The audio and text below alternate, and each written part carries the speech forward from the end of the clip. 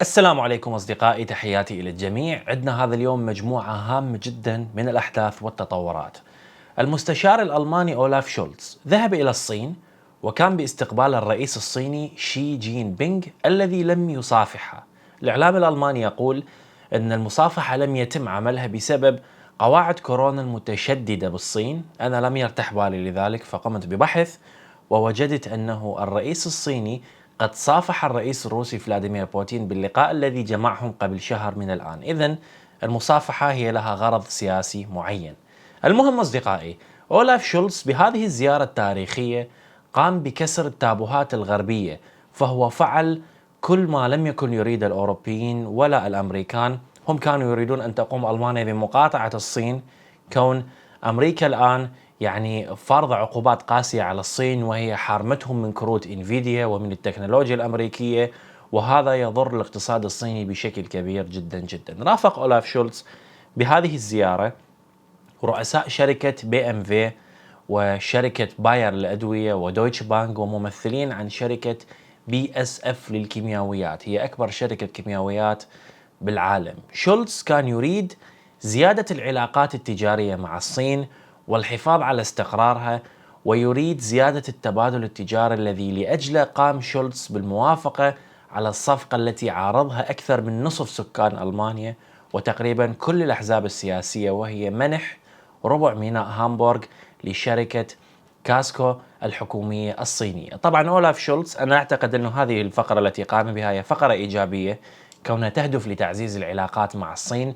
نحن نحتاج إلى الصين جميعا، وبدون الصين هذا القلم اللي سعره 1 يورو بالسوق الألمانية الآن، لو توجد فقط أقلام صنعت في ألمانيا أو في أوروبا فقد يكون سعرها 5 و10 يورو.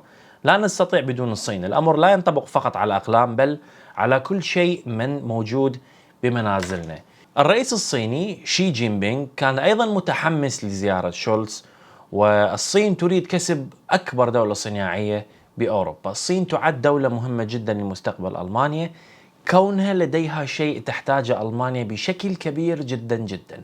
للأسف وسائل الإعلام الألمانية ووسائل الإعلام الغربية لا تركز على ذلك، هم فقط ينتقدون زيارة شولتز. الصين بها عناصر ومعادن تحتاجها ألمانيا، تحديدا بالطاقة النظيفة. الصين تمتلك 60% من حاجة العالم لهذه العناصر أو المعادن. هي معادن ليس بالضرورة أن تكون نادرة، ولكن تعدينها صعب، والصين قاطعة شوط كبير جدا بتعدين هذه الأمور. نحن نتكلم عن الليثيوم والنحاس والمنغنيس والكوبالت، هذه تستخدم بصناعة كل البطاريات، مثلا بطاريات السيارات. هذه المعادن من الصين سعرها رخيص جدا، وتستخدم أيضا ببطاريات السيارات، بطاريات اللابتوبات، وبطاريات الأجهزة اللوحية، بالكثير من البطاريات. ومواد مثل الديزبريسيوم والتريبيوم هذه تستخدم بالمحركات النفاثة وبالصواريخ وغيرها. طبعا أمريكا زعلانة على هذه الزيارة، لأنها تريد أن لا تتعاون ألمانيا مع الصين التي تمتلك وتعدن 60% من هذه المعادن. أمريكا تريد أن تذهب ألمانيا لأستراليا وتعمل معهم سلسلة توريد قد تستغرق 10 سنوات، كون أستراليا يوجد بها كم قليل من هذه المعادن، وتعدنها بطريقة مرتفعة التكلفة جدا جدا وبطيئة، عكس الصين التي هي جاهزة، والاستيراد لهذه المواد منها يعتبر شيء سريع جدا جدا. ومو مهم حتى لو ألمانيا تأخرت بالتحول بالطاقة، كونها تشتري الغاز الأمريكي المسال. من ناحية أخرى، من جانب الانتقادات التي تواجهها زيارة أولاف شولتز للصين، هي ما يسمى بمراكز الشرطة الصينية بأوروبا، والتي تعتبر موجودة حتى بألمانيا. هذا الأمر تم إثارته يوم أمس. كان هنالك سابقة كبيرة، وهي منزل كبير بروتردام بهولندا من ضمن 52 منزل ضخم بأوروبا تستخدمهم الصين كمراكز شرطة واستخبارات غير رسمية لمطاردة المعارضين المتواجدين بأوروبا. طبعا هم يعملون بهذه المراكز تزويد الصين بالمعلومات الاستخباراتية، لذلك هي قد تكون مراكز تجسس، مراكز لمطاردة المعارضين. وهولندا يوم أمس أغلقت أحد أكبر هذه المراكز بأوروبا، وهي المركز الموجود بروتردام. الموضوع الآخر أصدقائي موضوع خطير جدا جدا. الآن تم حسم الأمر الذي اتفقت عليه دول مجموعة ال7 الصناعية الكبرى بالإضافة إلى دولة أستراليا. الأمر هو إقامة حد ثابت لسعر النفط الروسي. هذه الدول الصناعية الكبرى التي من ضمنها أمريكا، ألمانيا، فرنسا وبريطانيا ودول عديدة ومنهم أستراليا، سيقومون بشراء النفط الروسي بسعر رخيص ويستغلون قوتهم السوقية لتحقيق ذلك. أنت لديك بضاعة تبيعها، أكبر المشترين يقول لك لا نشتري بضاعتك إلا بالسعر الذي نحن نقرره وليس الذي أنت تقرره. قرروا أن سعر النفط الروسي سيكون ثابت وسيقارن بمعيار خام برنت ويخصم منه المبلغ. يعني مثلا أصدقائي، كي أبسط الأمر عليكم، برميل النفط لو كان سعره عالميا $100 وهو الآن 96 يقترب من 100، سيدفعون للنفط الروسي مثلا 50 أو $40 أو حتى قد يكون 60. يهدف هذا القرار الذي اقترحه جو بايدن الرئيس الأمريكي أن يحرم روسيا من عائدات النفط الكبيرة التي يقولون أنها تمول بها حربها العدوانية على أوكرانيا، وسيقومون بالبدء بتطبيق هذا الإجراء بالخامس من شهر ديسمبر القادم. بالخامس من ديسمبر يجب علينا جميعا أن نستعد، لأن راح تحصل تغييرات كثيرة وقد يكون هناك غلاء تاريخي سنشرحه بسياق هذا الفيديو. وبحسب التقرير فإنهم لم يحددوا سعر النفط الروسي بعد.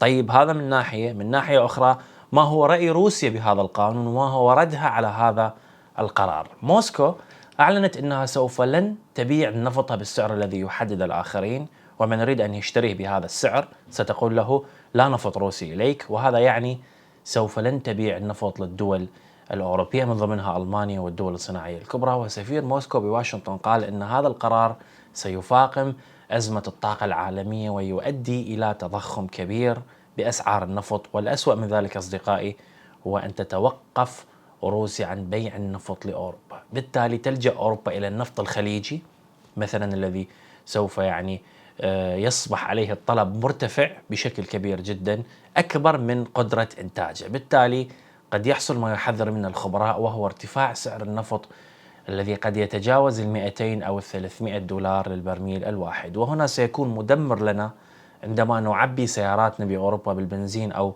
بالديزل. الأخطر من ذلك أصدقائي هو أن تقبل روسيا بيع نفطها بالسعر المخفض، ومن ناحية أخرى تستمر القوات الأوكرانية بالتقدم على أرض المعركة مدعومة بالأسلحة الأوروبية المتطورة والغربية والأمريكية والألمانية، ويكون بوتين تحت ضغط كبير جدا من قبل أنصاره ومن قبل الرؤوس الكبيرة بروسيا، وهم قد يكونون يقومون بدفعه إلى ما هو أسوأ من ذلك، لا سمح الله، إلى استخدام النووي. وهذا الأمر تكلمنا عنه بفيديوهات عديدة، أنه بأوكرانيا حتى لو تم ضرب سلاح تكتيكي نووي واحد فستشهد ألمانيا موجة لجوء ضخمة لم يشهدها التاريخ من اللاجئين الأوكران.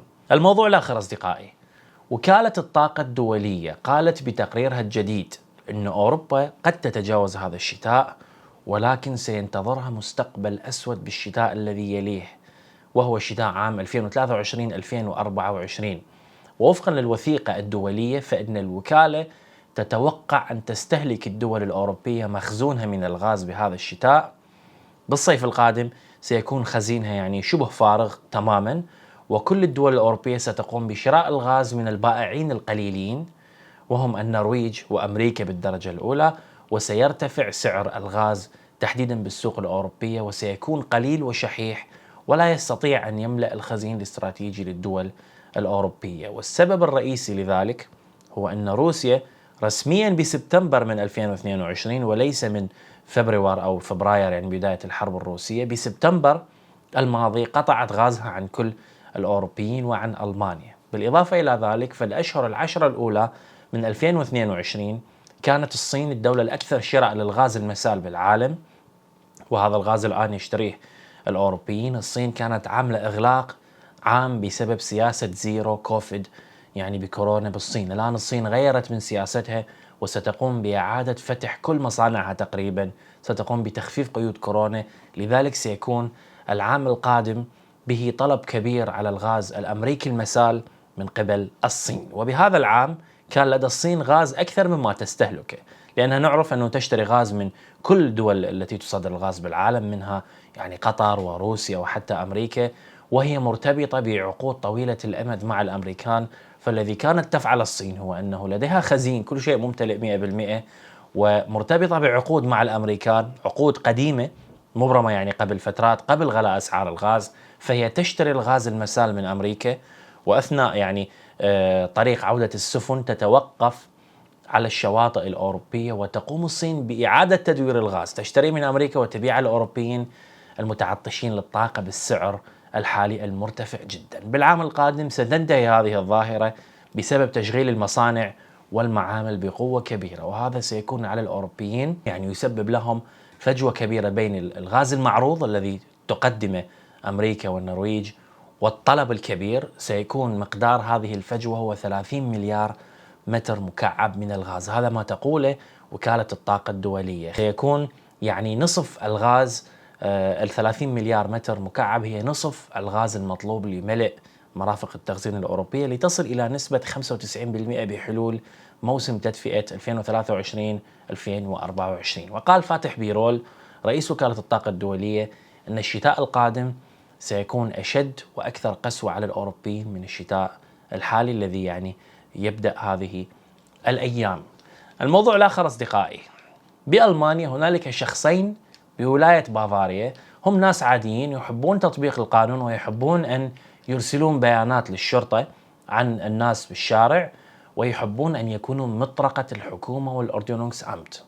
الشخصين قاموا بولاية بافاريا بحمل جوالاتهم والتقاط صور للسيارات بالشارع التي يعني مخالفة لقواعد الركن، أو لم يضعون باك شاين، أو لم يشترون هذا تيكت الركن، وقدموا صورهم للدوائر الحكومية وللشرطة. هؤلاء الأشخاص مكتب حماية البيانات الشخصية بولاية بافاريا وبخهم وقال لهم إن ما تفعلونه هو أمر خاطئ تماما، وعليكم دفع غرامة بسبب انتهاك خصوصيات الآخرين، مقدار الغرامة 100 يورو، لأنكم انتهكتم الخصوصيات وقمتم بعمل هو ليس عملكم. أنتم ليس عملكم أن تكونوا شرطة أو أوردنونس أمت.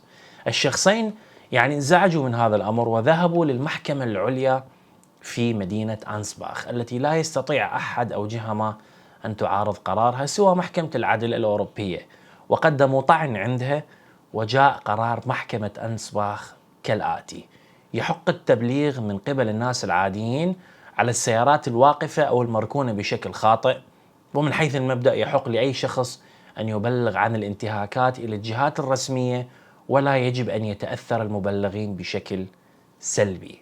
الأمر تم اعتباره أمر عام بألمانيا ولا يتعلق بهؤلاء الشخصين فقط، بل يتعلق بالجميع. يحق لأي واحد يحمل هاتف الجوال يلتقط صور لأي مخالفة يجدها بالشارع ويبلغ الشرطة بها. فهنالك الآن بعد هذا الحكم تحركات كبيرة، وربما تطبيقات يتم صنعها الآن على الهواتف الذكية تكون أداة للشرطة يستخدمها الناس للبلاغ عن القواعد أو للأشخاص المخالفين بالشارع، سواء مخالفات مرور أو غيرها. يعني مثلا تقومون أنتم عندما تركنون سيارتكم بدون شراء تيكت حتى لمدة 5 دقائق، أو لأنك تركن بمكان غير مخصص للركن، حتى لو لأجل التسوق، ستجد أحد المرة يخرج هاتف الجوال ويعني يقوم بحرقك، يلتقط صورة لسيارتك وتكون دليل على مخالفة، وتأتيك الغرامة من حيث لا تحتسب. الأمر سيسعد السلطات، سيسعد المدن والبلديات، لأنها تحتاج إلى المال، ومن هذه الطرق السهلة التي يشاركها به الناس أو السكان عن طريق مخالفات ركن السيارات مثلا التي تعتبر الأشهر والأكثر حول العالم، ستكسب الدولة الكثير من الأموال.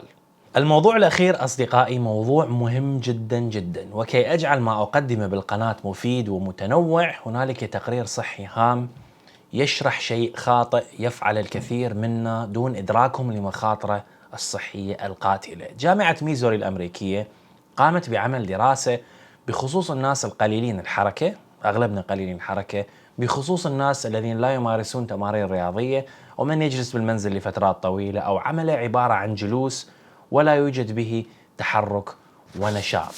والدراسة هي أن من لا يتحرك كثيرا ولا يمارس الرياضة أو يمارسها قليلا ونظام الغذائي مليء بالسكريات، فسيكون عنده تأثير سلبي على مقاومة الأنسولين، تحديدا الخطر كبير عند الرجال أكثر من النساء، وبالتالي سيكون الشخص معرض بشكل كبير وبسرعة فترة قياسية سريعة معرض لأمراض القلب والسكري. لماذا هذه الدراسة مهمة جدا أصدقائي؟